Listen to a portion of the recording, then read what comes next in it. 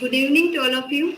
Myself, Pina Gondalia from Department of English. Today's presentation on semester 4, presentation on contemporary literature, in which my topic is the new subaltern in Arundhati Roy's The Ministry of Utmost Happiness. First, we know about the introduction of the author. So, the Ministry of Happiness, written by Arundhati Roy. Arundhati Roy is a well-known Indian English writer, and she is known for her fiction and non-fiction and her novel. She wrote many novels in which she got main Booker Prize for her novel, The God of Small Things. In her novel, she described the many Indian contemporary issues. For example, political issues, gender issues, and many religion issues. She described in her novel. The Graminsky views of subaltern. So, what is the meaning of subaltern? Subaltern means the person who is marginalized in societies and in the caste. Who is the coined the first term subaltern. So, the Italian Marxist writer Antonio Gramsci, he first introduced the term subaltern in his essay Notes on Italian History, which was added later on to his widely famous book Prison Notebook that was written between 1929 and 1930. And Gramsci said that the subaltern classes, by definition, are not unfed and cannot unite until they are able to become a state. Their history, therefore, is intertwined with that of a civil society and thereby with the history of state and group of states. Okay. Gayatri Chakravarti's Spivak, reappraisal of subaltern. So we all know about the Gayatri Chakravarti's Spivak. In our cultural study, in our paper cultural study, we know about we study about the Gayatri Chakravarti's Spivak. So we know that Gayatri Chakravarti's Spivak is a well-known Indian feminist critic. She wrote an essay on Can Subaltern Speaks, in which she said that she rather linked the idea of subaltern with that of gender category, where she argued that the question is not female participation in insurgency or the ground rules of sexual division of labor, for both of which there is evidence, rather both were used as an object of colonialist historiography and as a subject of insurgency. And through the ideology construction of gender keeps the male dominance. If the context of colonial production, the subaltern has no history and cannot speak. The subaltern as a female is even more deeply in shadows. Next, adumbration of Anjum, Hijra as a representative of a subaltern. In this novel, we can find that there are many characters of subaltern character, Aftab, Anjum, and Saddam Hussein and Tilotama. The central character of the novel is Hijra, Aftab, and known as Anjum. And in the term of right, they are the most marginalized people in the society, particularly in the South Asian context. Nemo, who is one of the transgender at Fabga, she told to Ansum that, did you know why good man Isra? It was an experiment, a living creature that incapable of happiness. For us, the price rise and school admission, husband beatings, wars, cheating, Hindus Muslim riots, Indian Park war, all inside us. The riot inside us, the war inside us, Indo Park is inside us. It will never settle down. The transgender people, as a subaltern, as a Spivak claims, have no history, but they are always there in the society. Roy graciously tries to redefine democracy, making the graveyard mehfil, a gathering of everybody. Tries to redefine a gathering of everybody and nobody, of everything and nothing. Everybody is invited. So Ansum started and is the owner of Jannat Guest House, and here is each and every person is free, and it has become a use of for Hijras. Had Hijras had fallen out of or been expelled from the tidy administrated girl of Hijras Gharana. So the Subaltern character of Anjum and many other marginalized people are gathering in Jannat guest house. And Roy's portrait of Hijra as the Subaltern is quite different as they walk towards the possibility of becoming similar view of given by Lex Pon. He argues that the process of writing of or speaking for the subaltern is not a present of the subjugate the subaltern into the Western framework, but it is the aim to the process of becoming through the establishment of new connection. The writer or the speaker will be become other or become a minor in the open space where the voice of subaltern can be heard. So the Jannat guest house can be called a utopian that ultimately turn out to be a paradise for these subalterns. Representation of subaltern in the term of the caste. In our society, where we can see that the representation of subaltern in the first year we study of typicalism plays the curse of Kanna. Sorry, the plays the purpose in which the Eklavya who belongs to the lower caste and for that he is suffering, he is a marginalized character and so he is suffering a lot. And the second year we study about the Minakanta Swami's poem One Eyed, in which the girl Thamman, she was belonging the Dalit caste and belonging the Dalit caste and suffer a lot because of the caste. So in this novel, caste inequality in the most common accepted social problem in South Asia, particularly in India. Anjum as well as a Dalit who become a model of caste inequality. So the issue of untouchability as well as the question of subaltern aroused with the entrance of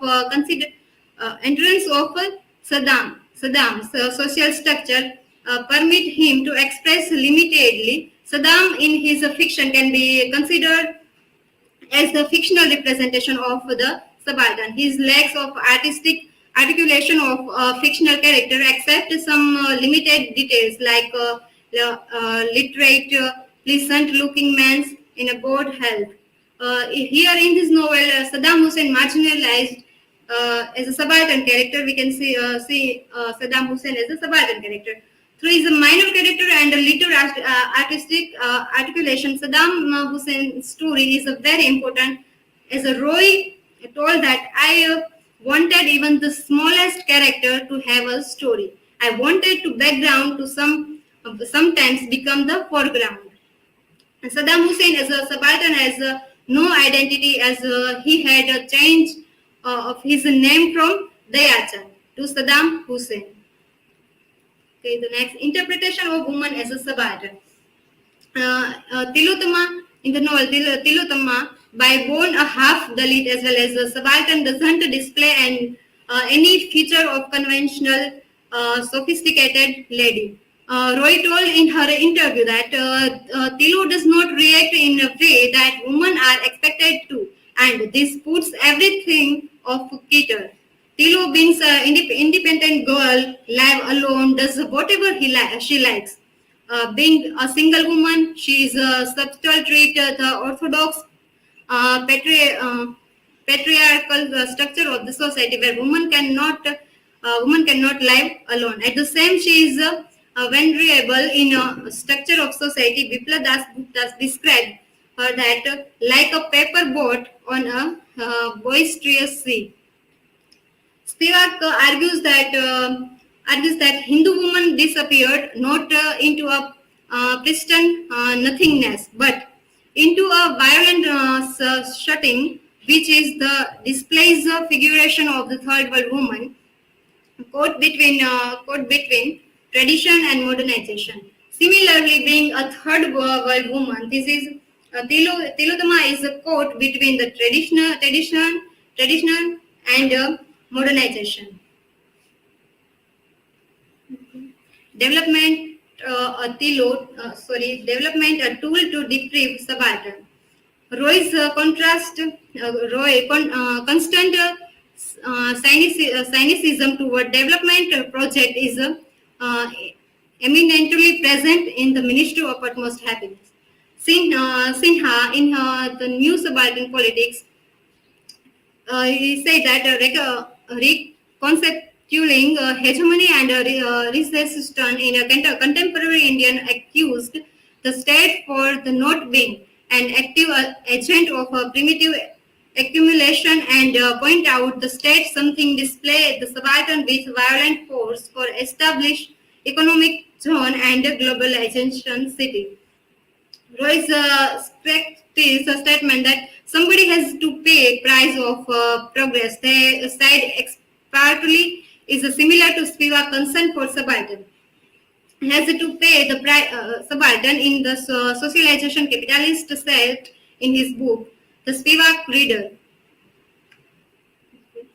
Problem of representing subaltern. In the process of writing for subaltern in her fiction as well as non-fiction, Royce often presented a subaltern herself. Royce sympathizes is always with marginalized people and Spivak warned. Often what happens is that intellectual who become the spokesperson for subalternity are taken as a token subaltern. The Roy is the risk of becoming subaltern. Roy refused the discussion of issue of subaltern representation as there is an approach where intellectuals and specialists are seen as a threat to silence the voice of subaltern in the process of representing or speaking for them. This brings in a term to related problem that of Roy's power to represent and thus potentially silent the subaltern herself. But representing subaltern in the literature is not representing than is a Western colonial framework. Okay, so conclusion. So to conclude, it can be said that the Ministry of Utmost Happiness presents the unbearable condition of the subaltern. This study mainly attempts to scrutinize the representation of marginalized people in the South Asian context. In this study, it is also a time to retract the evaluation of the term subaltern and how subaltern are doing in the in this advanced and globalization world. From the examination of the representation of the subaltern, it is clear that the condition of subaltern has not changed much. In the colonial time, they were the victim of colonization and how they are victim of the subtle and sustainable social cycle of domination that is structured by socialized capitalism. In the Ministry of Utmost Happiness, the character can be categorized as a subaltern in the term of gender, caste, class, etc. Study shows that how Anjum, the transgender character protagonist, being the victim of social deprivation, sails to build a paradise of her own where failing people from all corner of society gathered. This study also analyzed the birth situation of discrimination in the name of caste inequality. It is also shown Roy's portrayal of the vulnerability of subaltern in globalization, city, and capitalist society. These are the references. Thank you.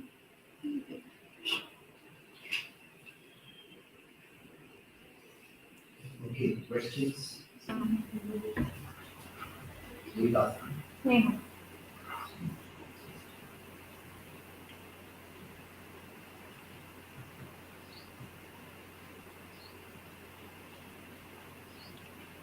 Yes, Pina. Hmm.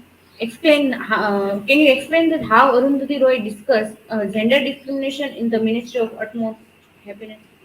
Yes, the Arundhati Roy discusses gender discrimination in her novel. We can see that the character of Anjum or Aftab. Anjum is a transgender character who has both sexes, female and male gender.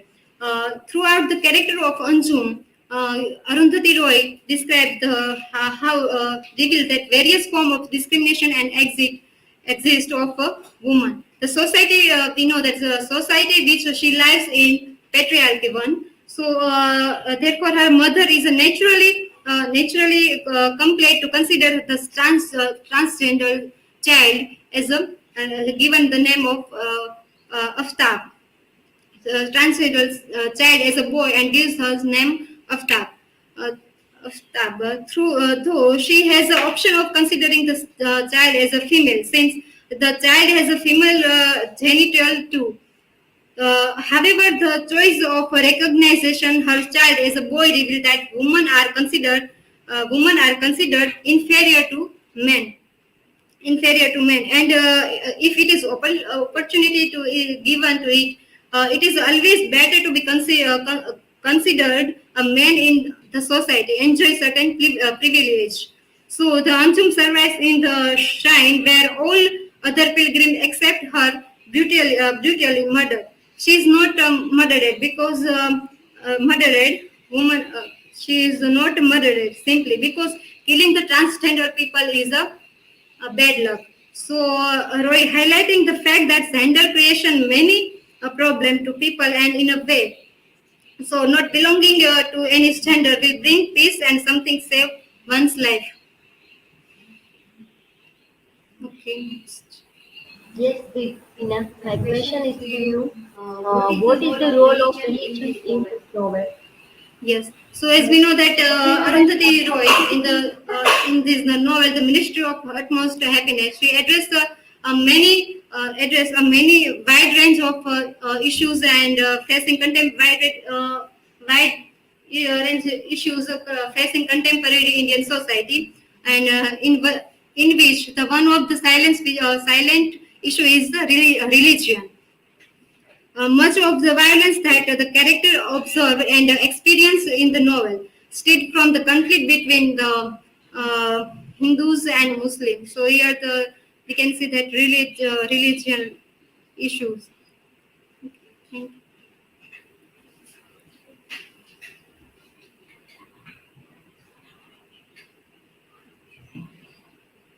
you. Last presentation of the day. Okay.